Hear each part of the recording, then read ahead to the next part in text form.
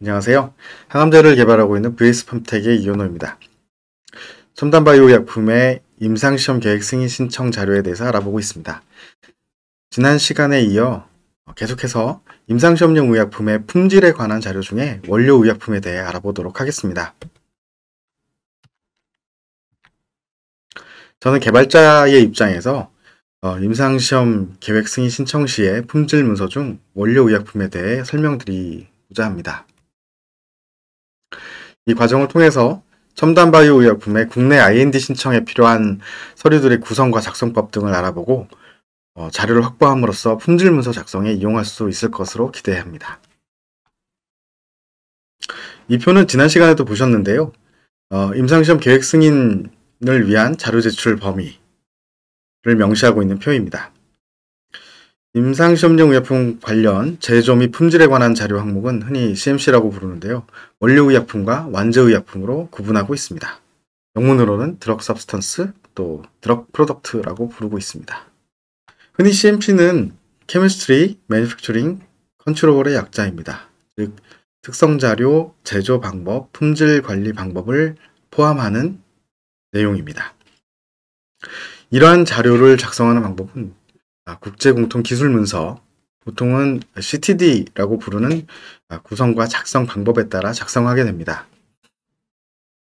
해외에서 임상을 하거나 향후에 품목허가 단계에서도 이 CTD로 작성하게 된다면 약간의 보충이나 보완만 하게 되면 그대로 사용할 수 있는 국제공통규격문서 형식을 말하고 있습니다. 사실 이러한 CTD로 작성하는 작성법 자체는 첨단 바이오 의약품의 품목허가 심사 규정에도 상세히 설명이 되어 있을 뿐만 아니라 온라인에서도 좋은 강좌들이 많기 때문에 꼭 참고하시기를 부탁드립니다. 오늘 말씀드릴 것은 원료 의약품에 관한 자료로서 총 8가지 항목이 포함되어 있습니다. 이 내용들을 좀 더 상세히 보자면 다음 표와 같습니다. 이 표는 제가 자문 시에 갭 분석에 사용하고 있는 엑셀로 구성한 표입니다. 일반 정보, 제조, 특성, 품질 관리, 표준 물질, 용기, 포장, 안정성 자료가 모두 포함되어 있습니다.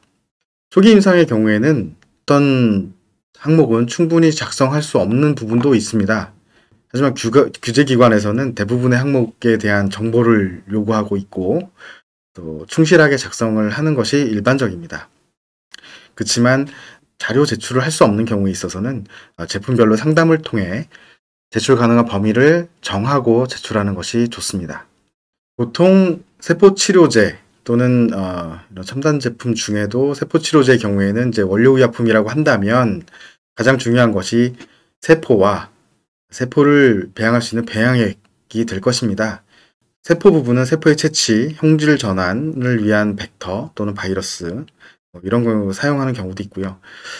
만약에 굳이 따진다면 여기까지가 원료물질로 볼 수가 있겠고 이를 세포은행으로 조성해서 생산용 세포를 생산하게 되면 그 생산된 세포를 원료의약품으로 간주하게 됩니다. 반대로 형질 전환하지 않은 또 자가유래 세포라고 한다면 조금 다를 수가 있는데요. 보통 이 경우는 세포은행을 조성하지 않기 때문에 세포은행은 해당되지 않습니다. 따라서 채취한 세포 자체가 원료의약품이라고 간주해도 무방합니다.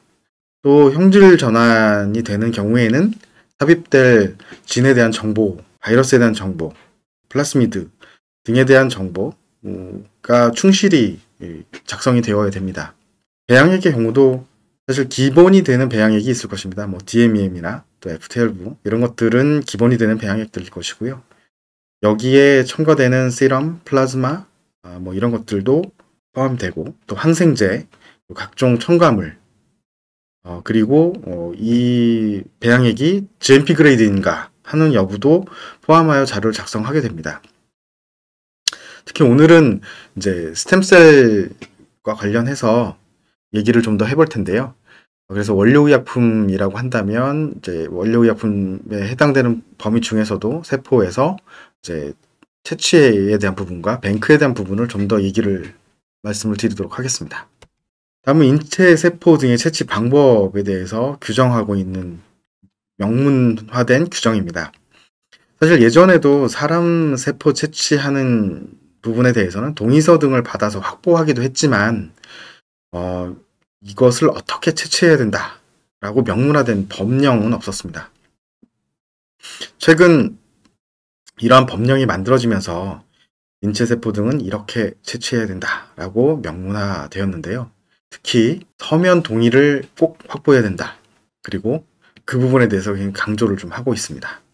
그래서 뭐 이 내용들을 포함해서 원료 채취 방법을 좀 정리를 하자면 사람 세포를 채취할 때는 공여자 또는 최근에는 이제 기증자라고 부르고 있는데 선택 기준에 따라서 병력 등을 확인하고 또 동의서를 득한 후에 렉 검사를 통해서 적합성 평가 자료를 확보하게 됩니다. 보시다시피 렉 검사 항목이 좀 여러 가지가 있는데요. 사실 해당되는 것만 하면 되지 않느냐? 맞습니다. 맞는데 공통적인 항목들은 모두 진행을 해야 됩니다. 저도 경험상 지금 이런 항목들을 하지 않고 제출을 했을 때 해가지고 오라는 요구를 받은 적이 있습니다. 그래서 제가 볼 때는 물론 왜 할 필요가 없는지 또는 못하는지에 대한 소명을 할 수도 있겠지만 굳이 이런 거 가지고 규제기관하고 싸울 때 힘 뺄 필요는 없다고 생각이 되고요. 이런 부분들은 지켜서 처음부터 정리를 해서 나아가는 것이 오히려 나중을 위해서 좋습니다. 그리고 보통 이제 GCP 기관의 IRB를 통해서 신청해서 받는 것이 용이한데요. 만약에 회사에서 자체적으로 진행하려고 한다면 매우 힘듭니다. 시험 항목이라든가 또 시험 방법이라든가 이런 것들까지도 다 지정을 해줘야 되는데 쉽지 않습니다. 이렇게 채취한 세포 등은 이제 이력을 잘 정리하고 또 형질 전환이 필요하다면 형질 전환을 해서 세포 은행으로 조성을 하게 되는데요. 이때 필요한 바이러스 등도 같이 은행으로 조성하는 것이 일반적입니다. 또 이 세포 은행과 관련돼서 말씀을 드리자면 이게 그냥 조성하면 된다. 말은 쉬운데요. 이 세포 은행을 조성함에 있어서 또 조성 자체가 여간 어려운 것이 아닙니다. 해야 될 항목들이 너무 많기 때문이죠. 보통 세포 은행의 개념도는 다음 그림과 같습니다. 개발자에 따라서는 이제 단계가 좀 더 적거나 또는 좀 더 복잡해질 수도 있기 때문에 그 부분은 참고해 주시기 바라고요. 이 세포 은행을 조성하는 목적은 결과적으로 우리가 원하는 것은 최종적으로 생산할 세포가 어떤 녀석이냐라는 특성 분석을 해서 확보하게 되는데 일관된 특성을 갖는 생산세포를 확보한다는데 그 목적이 있습니다. 따라서 특성이 다 동일해야 된다는 전제가 깔리는 거죠. 결국은 세포치료제도 첨단 바이오 의약품이라는 의약품 범주에 속하게 되기 때문에 일관된 품질을 유지해야만 하기 때문입니다. 이를 위해서 이제 다양한 품질 관리 항목이 필요하다고 말씀드렸는데요. 그 항목들은 다음과 같습니다. 이 항목들은 국내 가이드라인에서 제시하는 시험 항목들입니다. 별거 없네라고 보실 수 있는데요. 실제 막상 작업을 시작하면 굉장히 어려운 작업이 될 겁니다. 이 항목들은 이제 ICH 가이드라인이나 또는 FDA 가이던스들을 확인해봐도 거의 대등소이합니다. 아마도 생물학적 안전성 측면에서 공통된 적용 항목들이기 때문일 것으로 생각이 됩니다. 여기에 추가적으로 만약에 이제 렌티바이러스 같은 것들을 이용해서 형질 전환된 세포를 이용하게 된다면 안전성 측면에서 가이던스에 이제 FDA 가이던스 같은 데 좀 잘 나와 있는데요. 복제 가능 렌티바이러스 시험을 통해서 불활성화 여부를 확인해야 됩니다. 흔히 이제 RCL이라고 표현하죠. 이런 상세 설명은 국내 가이드라인 민원인 안내서 또는 이제 FDA 가이던스를 확인하시면 매우 상세하게 설명을 하고 있습니다. 이렇게 확보된 자료는 대부분 특성 자료로도 구성이 될 수 있는데요. 그 중에서 특정 시험법에 대해서는 별첨 규격 형태로 품질 관리에 대한 기준 및 시험 방법을 제시하게 됩니다. 보시는 서식은 규정에서 제시하고 있는 서식입니다. 별첨 규격을 작성할 때는 지금 보시다시피 한글명, 영문명, 그리고 그건 몇 포인트로 또는 글꼴은 뭘로, 어떻게, 정렬은 무엇으로 하라고 정해져 있고요. 순서는 보시는 바와 같습니다. 이건 뭐다 라는 정의부터 시작해서 분자식 구조식을 나타낼 수 있으면 나타내고요. 특정 물질이나 배양액 같은 경우는 사실 특정 물질은 가능하지만 배양액은 구조식이나 분자식을 제시할 수는 없겠지만 인슐린이라든가 이런 것들은 아마 제시할 수도 있겠죠. 성상, pH, 무균시험 이런 측면에서 이제 전체적인 항목들이 결정이 되어 있는데요. 기본적인 항목들입니다. 이거 외에도 이제 추가적인 시험들을 하게 된다면 넣을 수가 있습니다. 또 이제 옆에 보시면 오른쪽에는 첨부 벡터라고 돼 있어가지고 벡터에 대해서는 요렇게 기재를 합니다라고 설명을 하고 있는데요. 역시 이제 규정에 나와 있는 별첨 항목을 보시면 잘 설명이 되어 있습니다. 다음은 작성 사례입니다. 제가 말씀으로만 드려가지고는 잘 이해가 안 될 수도 있어서 이제 사례를 좀 따왔는데요. 역시 뭐 이 사례는 첨단 바이오 의약품의 품목허가 심사 규정 별표 3에 기술되어 있는 내용입니다. 정말 잘 작성이 되어 있더라고요. 예전에는 이제 이렇게 뭐 성상, 뭐 pH 무균 시험 이 정도는 뭐 나와 있었는데요.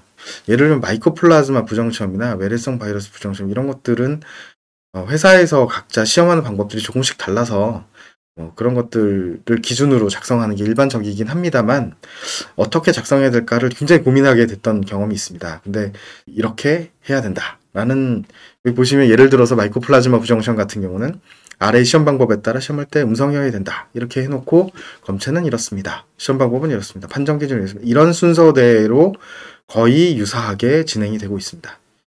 다만 뭐 약전에 따라 진행하는 pH라든가 엔도톡신 시험 이런 것들을 보시면 어디 약전에 몇 번 항에 무슨 시험법에 따라 시험할 때 이 함량은 얼마여야 된다 이런 식으로 표현을 하고 있습니다. 100% 동일하게 작성하시진 않아도 되긴 하는데요. 가능한 한 뭐 예제와 같이 작성하시는 게 좀 도움이 되지 않을까 싶습니다. 다양한 시험법들이 좀 뭐 기재가 되어 있는데 PCR도 있고요.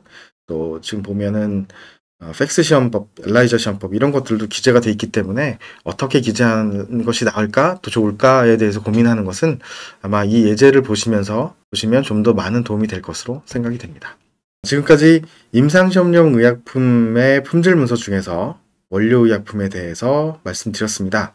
다음 시간에는 완제의약품에 대해서 말씀드리도록 하겠습니다. 감사합니다.